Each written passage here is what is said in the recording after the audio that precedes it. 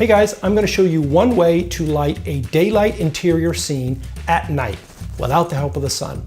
And I'm just going to use fluorescents and CFLs and LEDs, the same ones I've been using for all our videos that I shoot and that you can get from Amazon or Home Depot, whatever your home supply store is. And I'm going to talk a little bit about contrast levels and ambient light. So, welcome to Son of a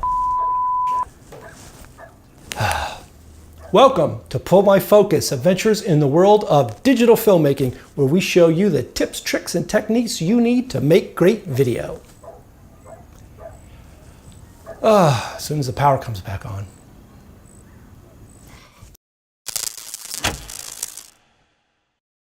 This is my living room where I usually shoot my on-camera footage. I have windows facing south with natural daylight coming through white curtains that at times have direct sunlight hitting them as well. That's my key light. The light bouncing off of the walls and the ceiling, along with my softbox next to the camera, are my fill light. All of that light, key and fill, are what make up the ambient light that is lighting up the background.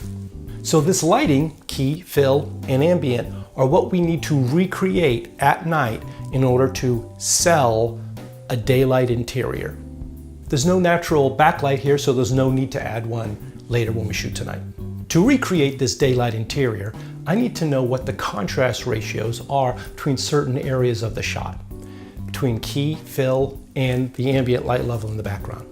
More important, the actual overall light reading here at me, the subject, and in the background, which is the ambient light level.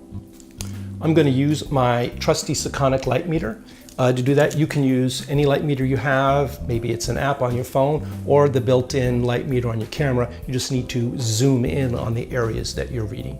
Also, recommend taking a still shot with your camera of the daytime lighting that you want to recreate so you have it as a reference.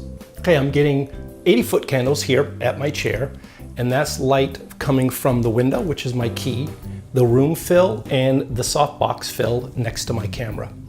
Now I'm going to block off the fill light to get the reading on my key, and shy of 80, maybe by a third of 80-foot candles.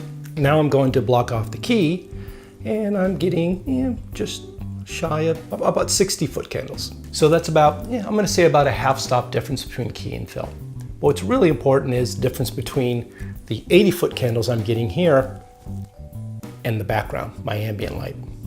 Here in the background, I'm getting 80-foot candles of ambient light lighting up my background.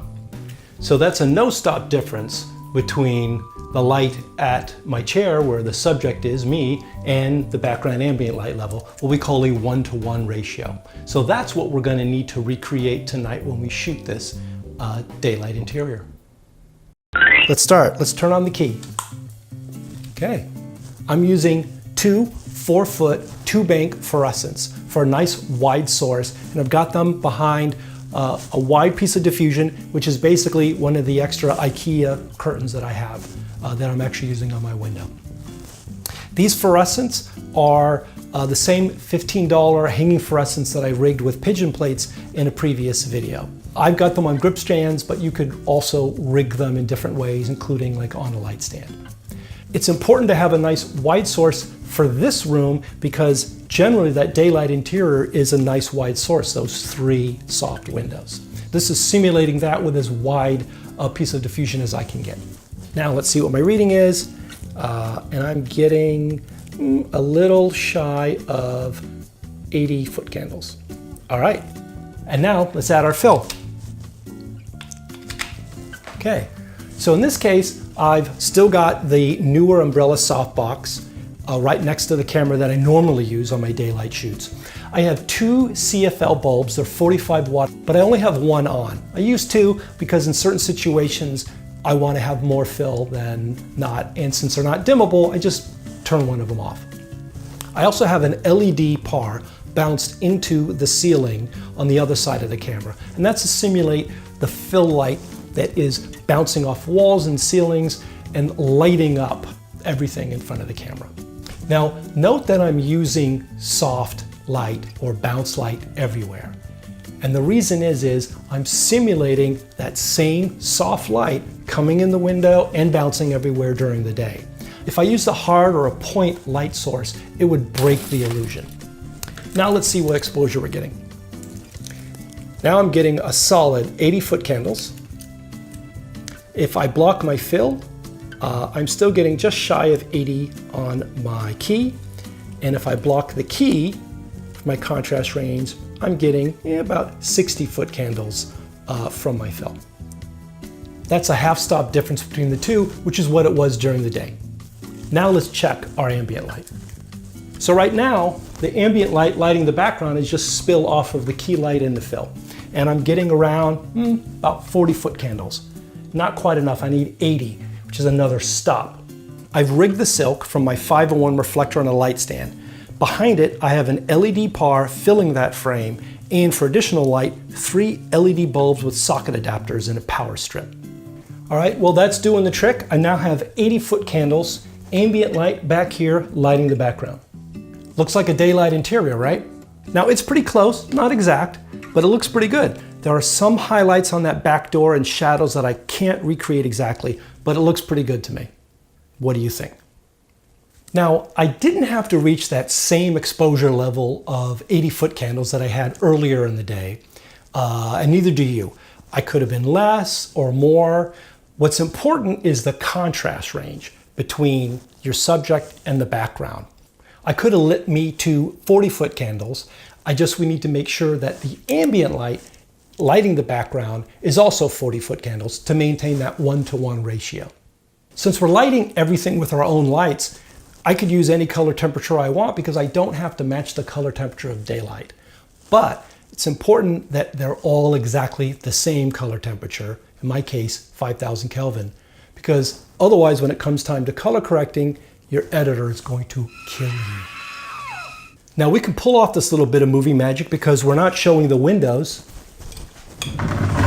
or any of the other nighttime unlit rooms, therefore breaking the illusion.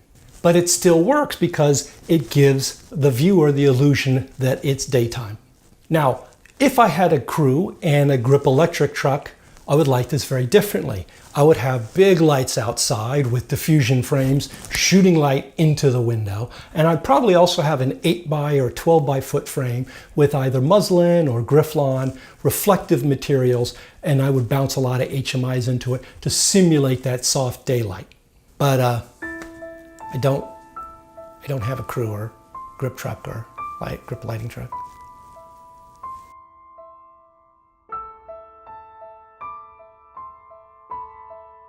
So there you have it, one way to light a daylight interior at night using simple lights. Your room may be different depending on the window placement, size of the window, color of the wall, size of the room. Just remember to use soft light to simulate the soft daylight coming in a window and bouncing off the walls of the room, and also to check and match the contrast ratio between your subject and the ever so important but oft ignored ambient light that is lighting the background. Thanks for watching. Check pullmyfocus.tv for the companion articles that go along with our videos. And also, while you're here, check out the other videos that we've produced on the filmmaking and video making process.